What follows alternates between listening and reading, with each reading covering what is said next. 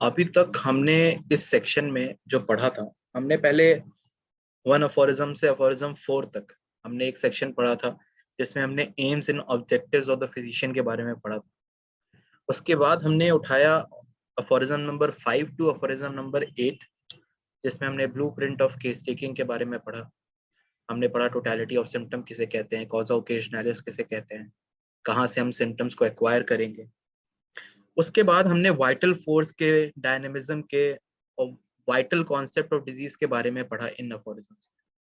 एक बार 9 से लेकर अफोरिज्म नंबर 16 तक हम देखेंगे कि हमने बेसिक पढ़ा क्या क्या, क्योंकि जो अब अफोरिज्म नंबर 17 और 18 है ना, इसकी पूरी समरी है, एक तरीके से समराइज करके पूरा आपको एंड में एक चीज बताई जा रही है इन दोनों अफोरिज्म्स। तो हमने अफोरिज्म नंबर 9 में पढ़ा था कि role of vital force in health क्या होता है। हमने पढ़ा था कि हेल्थ में हेल्थ को एनिमेट करने वाली, बेसिकली हमारी मटेरियल ऑर्गेनिज्म जो हमारी बॉडी है उसको एनिमेट करने वाली फोर्स को वाइटल फोर्स कहते हैं। उसी वाइटल फोर्स की क्वालिटीज के बारे में हमने पढ़ा था। अगर आपको ये जिस्ट वाले पेज स्लाइड्स दिखा देता हूँ कि वाइटल फोर्स इन हेल्थ में वाइटल फोर्स है जिसमें स्पिरिचुअल क्वालिटी, ऑटोक्रेसी है, सेल्फ गवर्नड है, डायनेमिक्स है, ऑटोमेटिक है, इमटेरियल है, अनइंटेलिजेंट है। ये क्या करता है, एनिमेट करता है मटेरियल ऑर्गेनिज्म को और उससे admirable harmonious vital operation, normal sensation and function of our body करवाता है। और रीजन गिफ्टेड माइंड को ये बताने की जरूरत नहीं है कि ये क्यों कराता है, for highest purpose of our existence. अब इसके बाद वाले अफोरिज्म में हमने 10th अफोरिज्म में पढ़ा कि अगर मटेरियल ऑर्गेनिज्म में वाइटल फोर्स नहीं है तो जो वो करवा रहा था 9th में हमने पढ़ा, function and sensation and self preservation to a limit, वो नहीं होगा। और अगर सेंसेशन नहीं है, फंक्शन नहीं है और सेल्फ प्रिजर्वेशन नहीं है तो इवेंचुअली क्या है, इट इज डेथ। इसके आगे हमने I11th में हमने पढ़ा role of vital force in disease, कि आखिरकार डिजीज में वाइटल फोर्स कैसे काम करती है। तो हमने पढ़ा कि जब dynamic morbific agent inimical to life आता है, डायनेमिक याद रखना, डायनेमिक एफेक्टेशंस है इसीलिए डायनेमिक मेडिसिन है, वाइटल फोर्स को डायनेमिकली डिरेंज करता है, तो प्राइमरीली डिरेंज, ठीक है ना, to such an abnormal state. अब यहाँ पर थ्रेशोल्ड की बात करी थी हमने, याद कर लेना कि उस स्टेट तक, क्योंकि सेल्फ प्रिजर्वेशन की पावर तो है वाइटल फोर्स में पर एक लिमिट तक है, उस लिमिट को अगर क्रॉस कर जाए डायनेमिक एफेक्टेशन तो डिरेंज हो जाती है वाइटल फोर्स। और जब डिरेंज हो जाती है वाइटल फोर्स उस लिमिट को क्रॉस करने के बाद, तो हम क्या बोलते हैं, डिजीज स्टेट आ गई है और अबनॉर्मल सेंसेशन और फंक्शन दिखाता है बॉडी, मॉर्बिड सिम्टम्स का नाम जिसे हम देते हैं। आगे आके अफोरिज्म 12 में हमने पढ़ा कि डिजीज ड्यू टू इंटरनल न्यूरोवाइटल क्या है, नॉर्मल वाइटल फोर्स है, डायनेमिक एजेंट आया, डिजीज कर गया, डिजीज करने के बाद हमने डिसअपियरेंस करा उसका, किसके द्वारा, होम्योपैथिक डायनेमिक मेडिकेशन के द्वारा, वाइटल फोर्स की इंटीग्रिटी वापस आ गई और हेल्थ आ गई। जैसे हमारी डिजीज आई वैसे ही डायनेमिकली हमने उस डिजीज को हटा दिया।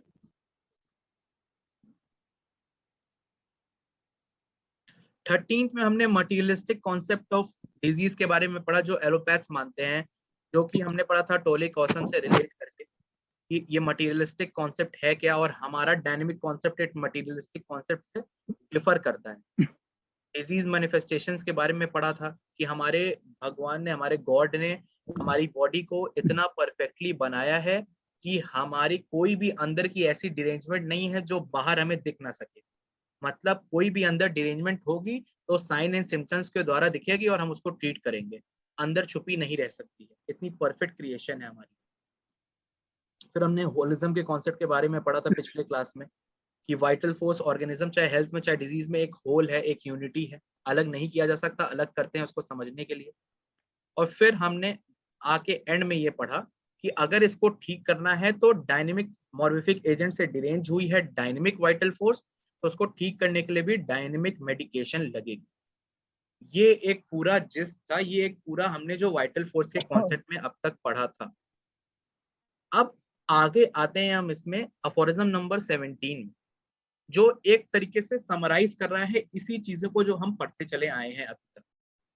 अगर आप लोग को याद होगा तो अफोरिज्म 1 में हमने एक चीज पढ़ी थी। अफोरिज्म 1 में हमने बेसिकली पढ़ा क्या था, कोई बताएगा? अफोरिज्म 1 का मेन कॉन्सेप्ट क्या पढ़ा हमने?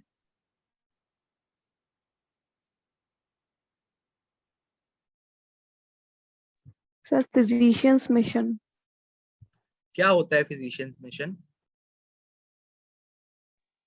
is to restore the sick to health, to cure. To cure. Physician का मिशन होता है क्योर करना, ठीक है ना। अब ये क्योर करने वाली जो बात होती है ना, यही अफोरिज्म 1 को रिलेट करा गया है अफोरिज्म 17 से। यहाँ पर याद कर लो अच्छे से कि क्योर, वहां पर आपने पढ़ा कि फिजिशियन का मिशन है क्योर करना। पर अब आप जब 17th अफोरिज्म तक आए तो आपने जाना कि ये क्योर करने के लिए क्या क्या चीजें जरूरी हैं, कहाँ कहाँ से वो चीजें मिलेंगी, और उस चीजों का ठीक करने का तरीका क्या होना चाहिए, कॉन्सेप्ट क्या है, किस चीज से डिरेंज हो रही है, किस चीज से ठीक होंगी, इसके बारे में आपने शॉर्ट में अफोरिज्म 17 तक पढ़ा। पर इसी चीज को अब 17 में वो स्टेट कर रहे हैं, now as is in the cure affected by the removal of the whole of the perceptible sign and symptoms of the disease.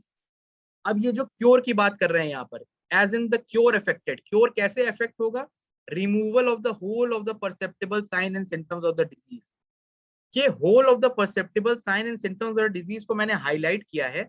इसमें से क्या बताना चाह रहे हैं डॉक्टर हनीमैन, ये whole of the perceptible signs and symptoms of the disease क्यों लिखा है यहाँ पर, इससे वो क्या सिग्निफाई करके बताना चाह रहे हैं, इसको हमने पहले भी डिस्कस किया है अफोरिज्म 8 में। थोड़ा सा याद करो और उसको बताओ।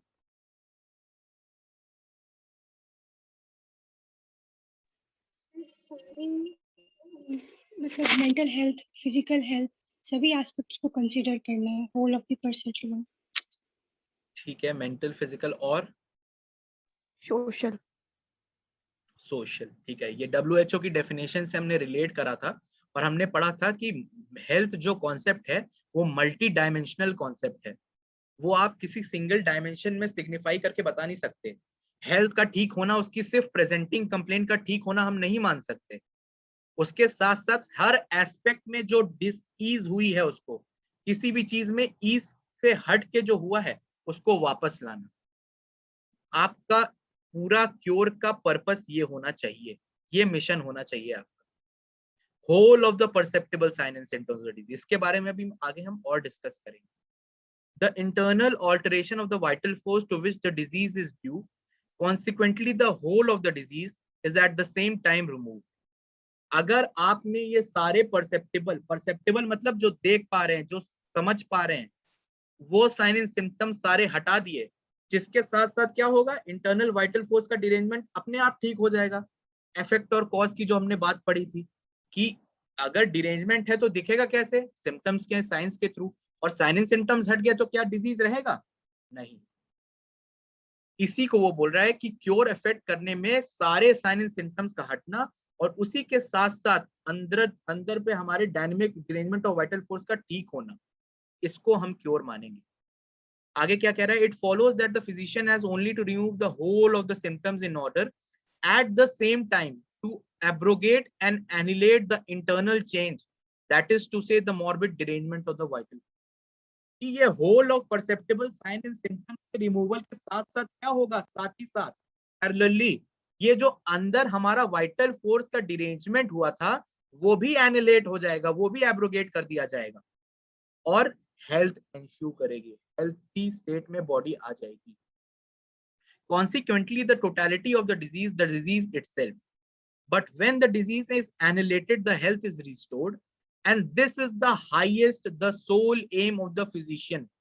जो अफोरिज्म 1 में हाई एंड ओनली मिशन की बात हो रही है ना, यही है वो हाईएस्ट, वो ओनली, वो sole aim of the physician, जो अपना ट्रू ऑब्जेक्ट मिशन का जानता है। और वो ट्रू ऑब्जेक्ट क्या है, ये whole perceptible sign and symptoms को हटाना, जिसके साथ साथ हमारा internal derangement of vital force भी पैरेलली हट जाएगा, और इसी का नाम है क्योर, इसी को हम क्योर कहते हैं।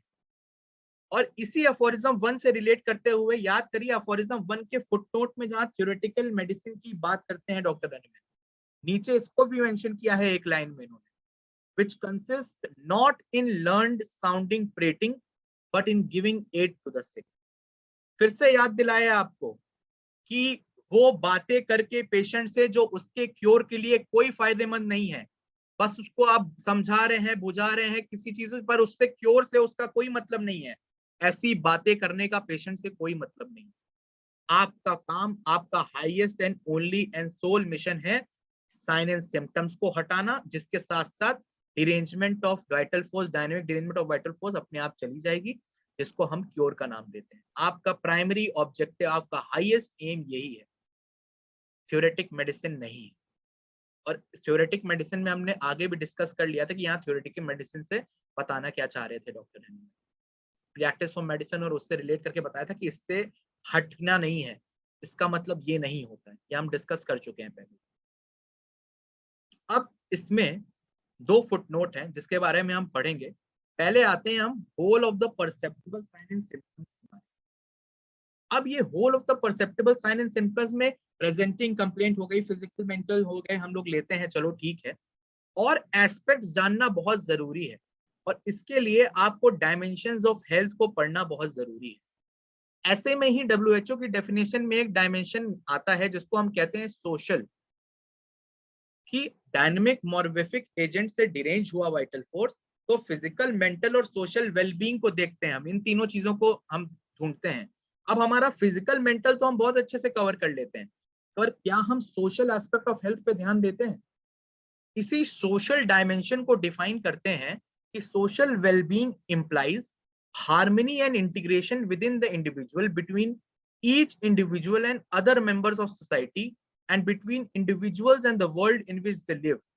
It has been defined as the quantity and quality of an individual interpersonal ties and the extent to the involvement with the community.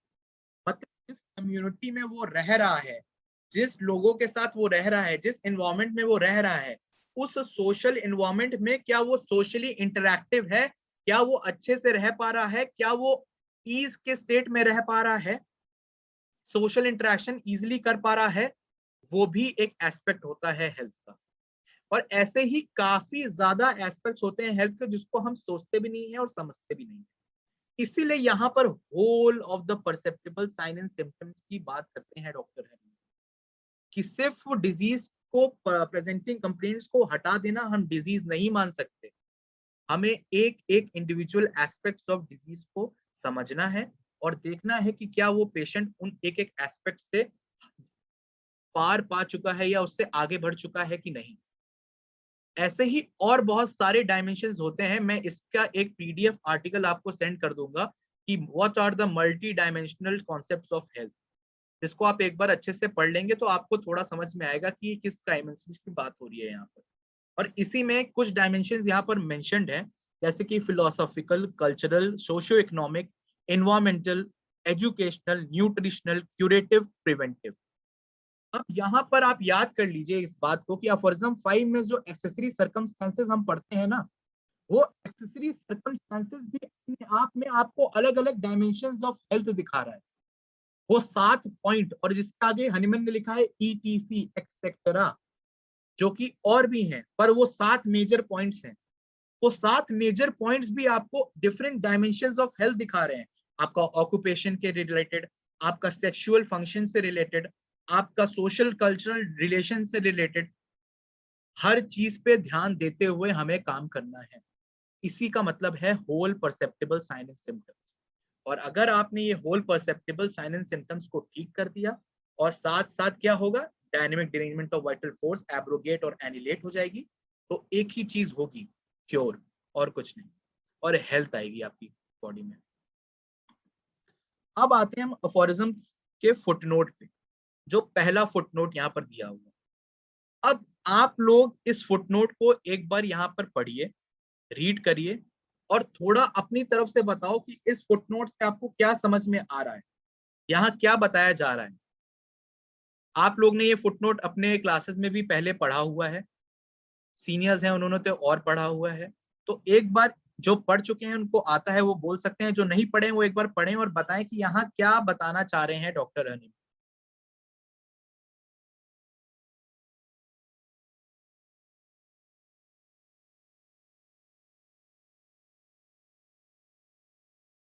या जो ये जो मॉरल रेमेडी मार्क करा है मैंने, ये मॉरल रेमेडी किसको कहते हैं, और ये मॉरल रेमेडी का कॉन्सेप्ट क्या है?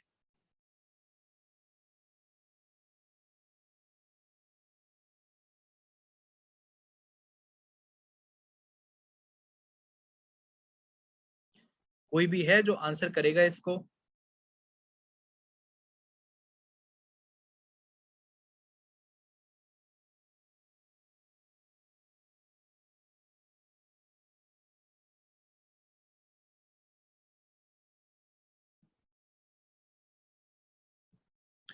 याद करो, इसको मैंने पिछले अफोरिज्म में 16th अफोरिज्म में फुटनोट पढ़ाते हुए बोला था कि इसको हम आगे फुटनोट को डिस्कस करेंगे मॉरल रेमेडी से रिलेट करके। उससे रिलेट करके याद करके सोचो कि उसमें हमने क्या पढ़ा था इस फुटनोट में, कि मोस्ट सीवियर डिजीजेस में be produced by sufficient disturbance of the vital force through the imagination and also cured by the same means.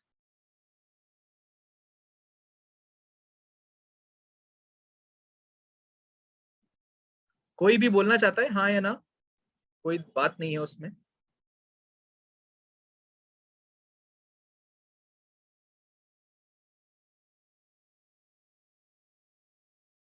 अच्छा चलो एक एग्जांपल देता हूं मैं तुम्हें। मान लो एक छोटा बच्चा है, रात में वो अपनी फैमिली के साथ मूवीज वगैरह देखता है। एक दिन अचानक से उसने कोई रात में मूवीज वाले टाइम पे कोई हॉरर मूवी देखी, और उस हॉरर मूवी को देख के रात में उसको बहुत डरावने सपने आने लगे। अब यहाँ पर आप उसको ट्रीट कैसे करोगे? वो रात में जगता है, रात में डर के उठता है, पूरा सिम्टम्स मिल रहे हैं आपको उसके प्रॉपर। अब यहाँ पर how will you treat the patient?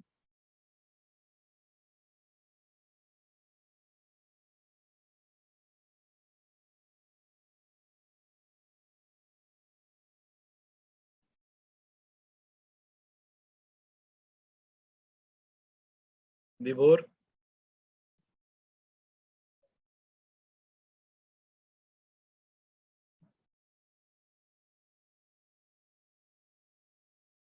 आपको एग्जाम्पल बता दिया, आप ये तो बताओ यहाँ पर आप क्या कैसे ठीक करने जाओगे उस पेशेंट को? क्या स्टेप्स लोगे आप ठीक करने के लिए? सर उसको समझाएंगे कि जो समझा? सोच रहा है वो गलत है। दवाई नहीं देंगे? सर यहाँ पे दवा देने के टाइप का कोई सिम्टम ही नहीं है। क्यों? रात में डर के उठना, नाइट में ड्रीम्स आना, अलग अलग सिम्टम नहीं मिलेगा? और दवाई नहीं देंगे तो क्यों नहीं देंगे, यही तो मैं पूछना चाह रहा हूँ।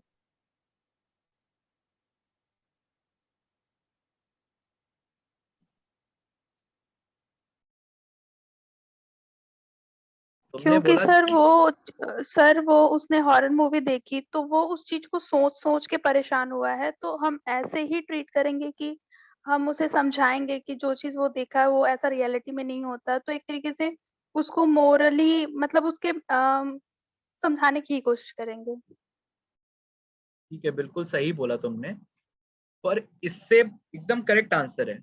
लेकिन इससे डिफरेंस क्या हुआ? फिर दवाई कब देंगे और कब नहीं, इसमें अभी समझाने वाला और दवाई वाले में फर्क कैसे करेंगे? ये फर्क करने का रीजन क्या होगा? एकदम करेक्ट कहा है तुमने। अब ये रीजन क्या है जो हम फर्क करेंगे कि इस केस में अगर ऐसा होगा तो दवाई देंगे, और इस केस में ऐसा है तो दवाई नहीं देंगे, सिर्फ समझाएंगे?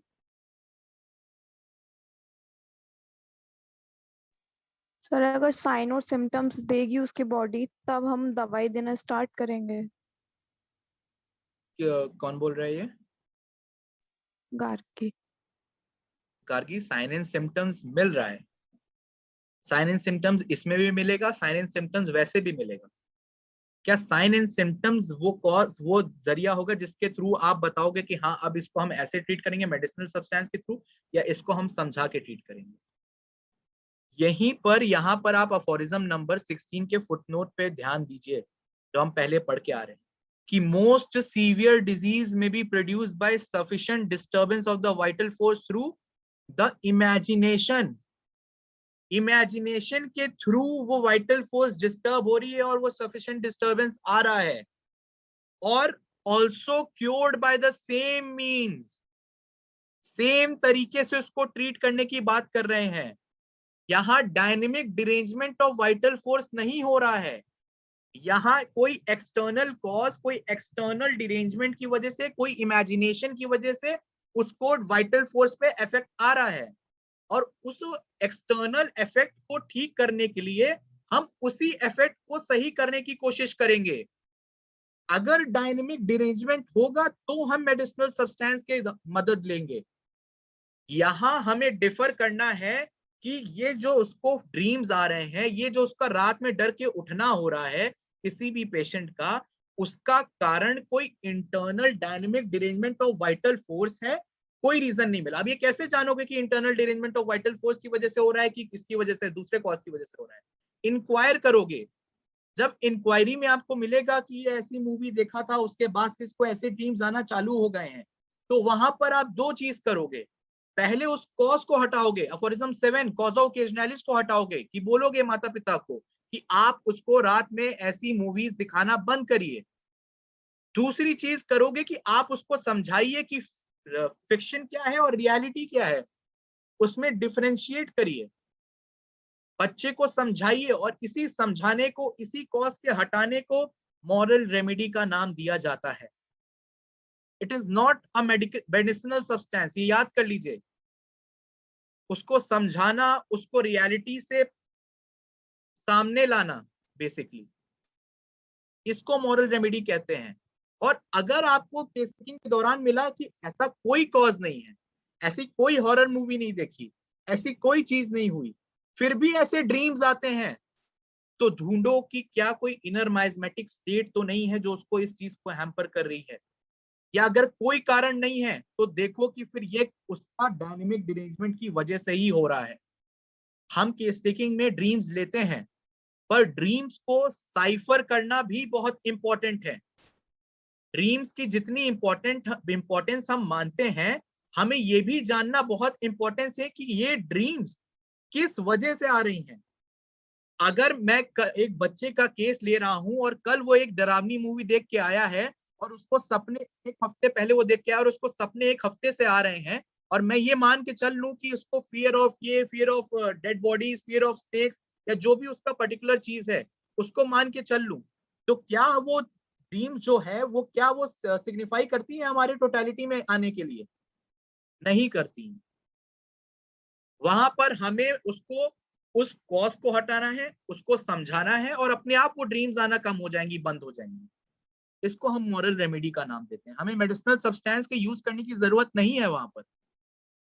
यही कॉज को समझना बहुत इंपॉर्टेंट है कि क्या कॉज की वजह से ये ड्रीम्स आ रहे हैं, और इसी को फुटनोट में समझाया जा रहा है यहाँ पर बहुत अच्छे तरीके से कि a warning dream, a superstitious fancy, or a solemn prediction that death would occur at a certain day or at a certain hour has not unfrequently produced all the signs of commencing and increasing disease.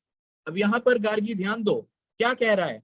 Has not unfrequently produced all the signs of commencing and increasing disease.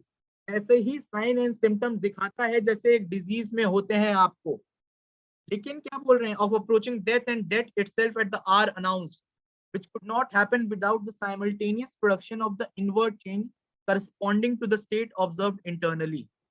And hence, in such cases, all the morbid signs indicative of approaching death have frequently been dissipated by an identical cause, by some cunning deception or persuasion to a belief in the contrary, and the health suddenly restored. इस तरीके की दिक्कतों को जो disease को resemble करते हैं, वैसे ही साइन एंड सिम्टम्स दिखाते हैं, वाइटल फोर्स को डिरेंज करते हैं, पर ये डिरेंजमेंट डायनेमिक मॉर्बिफिक एजेंट नहीं कर रहा है, डायनेमिकली नहीं हो रही है, कोई एक्सटर्नल कॉज है। और एक्सटर्नल कॉज के रीजन ऊपर इतने सारे दिए हैं, ड्रीम हो गया, फैंसी हो गया, कुछ ऐसी, या वो फिल्म हो गई जो मैं एग्जांपल दे रहा हूँ। तो ऐसी चीज को ठीक करने के लिए हमें डायनेमिक मेडिसिनल एजेंट की जरूरत नहीं है, हमें वैसे ही आइडेंटिकल कॉज की जरूरत है जो हमारा एफोरिज्म 16 का फुटनोट कहता है, सेम कॉज से ठीक करो। और वो सेम कॉज क्या है? मॉरल रेमेडी उसका नाम है, which could not have happened without the removal by means of this moral remedy of the internal and external morbid chain that threatened death. इसी कॉन्सेप्ट में यहाँ पर अफोरिज्म में हमको, अफोरिज्म के फुटनोट में हमें समझाने की कोशिश करी जा रही है। अब आते हैं इसके सेकेंड अफोरिज्म में। इसके सेकेंड अफोरिज्म में जो एक बात कही जा रही है कि showing to the physician what he had to remove in disease in order to annihilate them and does reestablish health. ये बात हमने पहले भी पढ़ी हुई है कि it is only thus that the God preserver of mankind, उन्होंने हमें इतनी विजडम दी है, उन्होंने हमें इतना गुडनेस है कि हम उस चीज को परसीव कर सकते हैं जो डिजीज, जिससे डिजीज का पता चलता है, जो कि है साइन एंड सिम्टम्स, और उनको एनिलेट करने में, उनको ट्रीट करने में हेल्थ आना पक्की बात है। और ऐसा नहीं है कि कोई सुपरफिशियल कॉज या कोई इनहर्ट, कोई छुपा हुआ कॉज है जो हमें ढूंढना है अंदर जाके, जैसे कि मटेरियलिस्टिक माइंडसेट या मटेरियलिस्ट टाइम के लोग ढूंढते हैं कि कॉज क्या है, कॉज क्या है, कॉज क्या है, टोले कॉसम। नहीं, भगवान ने हमारी बॉडी को इतना परफेक्टली बनाया है कि हमारी बॉडी अगर कोई भी अंदरूनी चीज है वो बाहर दिखाएगी ही दिखाएगी, और उसी दिखाई हुई चीज पे हमें डिजीज को समझना है, और उसी दिखाई हुई चीज पे हमें दवाई सेलेक्ट करके हमें टोटलिटी बना के उसको ट्रीट करना है और हेल्थ को वापस लाना है। सिंपल सी बात ये है।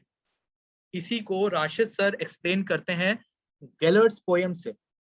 वो कहते हैं, गैलर्ट्स पोयम जैसे आप लोग ने पढ़ी होगी, हमने ऑर्गेनॉन के इंट्रोडक्शन क्लास में गैलर्ट्स पोयम को बताया था कि ऑल वाइज प्रिजर्वर क्या कह रहा है कि जो आप ढूंढ रहे हो, जो सच्चाई मॉर्टल्स ढूंढ रहे हैं, वो बहुत नीचे दबी नहीं हुई है। हमारे गॉड ने, हमारे भगवान ने उसे आपके सामने रखा हुआ है। Perceptible sign and symptom which can you can perceive. थोड़ा सा उसको सर्च करो, उसको परसीव करने की अपनी स्किल लाओ और परसीव करके उसको ट्रीट करो, ना कि कोई ऐसे मटेरियलिस्टिक कॉज के पीछे पड़ जाओ और उसको ढूंढने में ही सारा टाइम बिता दो, और जो दिखा रहा है, जो सामने दिख रहा है, उसको इग्नोर कर दो। इतनी सी बात कही जा रही है फुटनोट 2 में। और इसके बाद जो नेक्स्ट अफोरिज्म हमारा आता है, ये इस अफोरिज्म का एक बेसिक, एक तरीके से ब्रेकअप बोल सकते हैं कि वाइटल फोर्स है, उसमें डिरेंजमेंट हुआ, डिजीज पैदा हुई। अब इस डिजीज का रिमूवल जब करेंगे सारे साइन एंड सिम्टम्स का, और साथ ही साथ क्या होगा, एब्रोगेट और एनिलेट हो जाएगा internal derangement of the vital force, तो हेल्थ रिस्टोर हो जाएगी। और यही हेल्थ को रिस्टोर करना फिजिशियन का हाईएस्ट एंड सोल एम है और मिशन है। अब आते हैं लास्ट अफोरिज्म में कि टोटलिटी ऑफ सिम्टम्स का रोल क्या है। इसमें यहां पर साफ साफ एक चीज कह रहे हैं डॉक्टर हैनीमैन कि ये एक इनड्यूबिटेबल ट्रुथ है। इनड्यूबिटेबल से मतलब है अनक्वेश्चनेबल, इसको आप क्वेश्चन नहीं कर सकते। ये एक ऐसी सोल इंडिकेशन है, एक ऐसा सोल गाइड है, यही सच्चाई है कि टोटलिटी ऑफ सिम्टम्स अगर हट गए, टोटलिटी ऑफ सिम्टम्स को आपने ट्रीट कर दिया तो हेल्थ है। और टोटलिटी ऑफ सिम्टम्स ही एक ऐसी गाइड है, एक ऐसी इंडिकेशन है जो आपको मेडिसिन सेलेक्ट करने में हेल्प करेगी, जो आपको क्योर करने में हेल्प करेगी। टोटलिटी ऑफ सिम्टम ही है जो एक्सप्रेस करता है aid needed by individual disease. वो हेल्प मांगने के लिए आपको टोटलिटी ऑफ सिम्टम्स दिखाता है कि ये देखो, ये दिक्कतें मुझे हैं, वो हेल्प की गुहार कर रहा है आपसे, और आपको ठीक करने के लिए इसी टोटलिटी को लेना है। और यही आपका एक सोल इंडिकेशन है, और यही आपका एक सोल गाइड है। किसके लिए? चॉइस ऑफ द रेमेडी के लिए।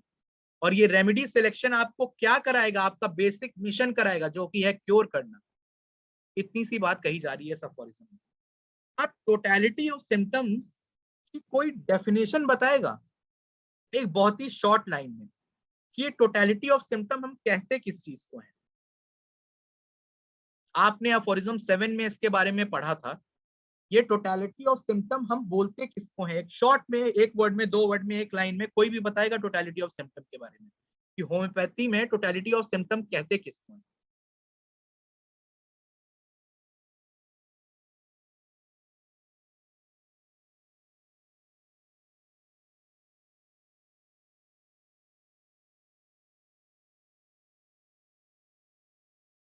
कोई भी? हम अफोरिज्म 7 पढ़ के आ रहे हैं बाय द वे, आगे का नहीं है, पीछे का है। इतनी बार ये टोटलिटी ऑफ सिम्टम वर्ड बोला गया है, इस टोटलिटी ऑफ सिम्टम से आप समझते क्या हैं? 7th में हमने यही सीखा था, ये टोटलिटी ऑफ सिम्टम क्या है, और ये हम पढ़ के आ रहे हैं। ये ऐसी चीज नहीं है जो हमें आगे जाके बहुत ज्यादा पढ़नी है। इसका बेसिक कॉन्सेप्ट हम समझ के आ रहे हैं।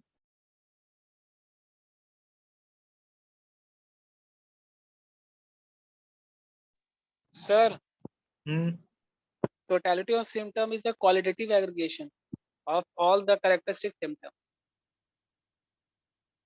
क्वालिटेटिव क्यों कहते हैं हम टोटलिटी को और क्वांटिटेटिव क्यों नहीं कहते हैं? सर अनकॉमन पिकुलियर सिम्टम को लेते हैं, इसलिए यहाँ पे क्वालिटेटिव क्या है। बहुत अच्छा आंसर किया है, एकदम करेक्ट आंसर है ये। आप अगर आगे जाके अफोरिज्म 153 जब हम लोग पढ़ेंगे तो ये बोलते हैं ना qualitative totality, not quantitative, not mathematical totality कि ये इकट्ठा कर दिया ये टोटलिटी हो गई, नहीं, ये क्वांटिटेटिव टोटलिटी नहीं है, ये क्वालिटेटिव टोटलिटी है। और ये क्वालिटी, जो टोटलिटी की क्वालिटी है, ये डिटरमाइन कैसे करी जाएगी?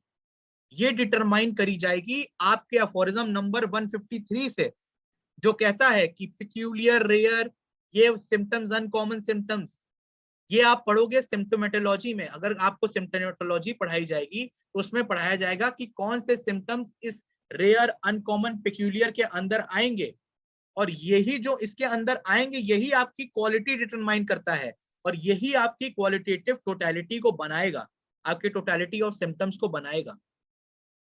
पेशेंट से सारे सिम्टम इकट्ठा कर लेना को टोटलिटी ऑफ सिम्टम्स नहीं कह सकते। अगर आप उस पर प्रिस्क्राइब कर रहे हो तो आप गलत काम कर रहे हैं। पेशेंट से सारे सिम्टम्स लेना और उससे टोटलिटी को बनाना। अब याद करो, पोर्ट्रेट ऑफ द डिजीज और टोटलिटी ऑफ सिम्टम, फिल्टर करना, साइफर करना एक एक सिम्टम्स को, उसको वैल्यू देना, उसको क्वालिटी देना, जो कि हम करेंगे अफोरिज्म 153 से रिलेट करके। और यही सब चीजें जब हो जाएंगी तो टोटलिटी ऑफ सिम्टम्स बनता है, जो कि क्वालिटेटिव होती है, जिसपे हम मेडिसिन देंगे। क्वांटिटेटिव नहीं होती, सारी चीजें नहीं होती, फिल्टर आउट भी होती हैं बहुत सारी चीजें। और यही सारे चीजों को समझने के लिए हमें सिम्टोमेटोलॉजी का कॉन्सेप्ट समझना पड़ेगा, और हमें अफोरिज्म 153 में जब हम आगे पढ़ेंगे इसको आगे डिस्कस करेंगे इसके बाद। अभी हमें जो समझना है कि ये टोटलिटी ऑफ सिम्टम है, ये एक क्वालिटेटिव टोटलिटी है, और ये पोर्ट्रेट ऑफ द डिजीज से फर्क रखती है, और इसको क्वालिटी देने वाले के लिए अफोरिज्म 153 में हम आगे पढ़ेंगे कि क्या क्या क्वालिटीज होती हैं इस टोटलिटी की और कैसे इसको बनाया जाता है। तो हम सिम्टोमेटोलॉजी के पार्ट में पढ़ेंगे। अभी हमारे लिए जरूरी यह है कि यही टोटलिटी है जो सोल इंडिकेशन और सोल गाइड होगा हमारे रेमेडी सिलेक्शन के, और यही टोटलिटी है जो आपको डिजीज को एक्सप्रेस करे। ठीक है, आज के लिए इतना ही रखते हैं। अगर किसी को कोई डाउट है तो वो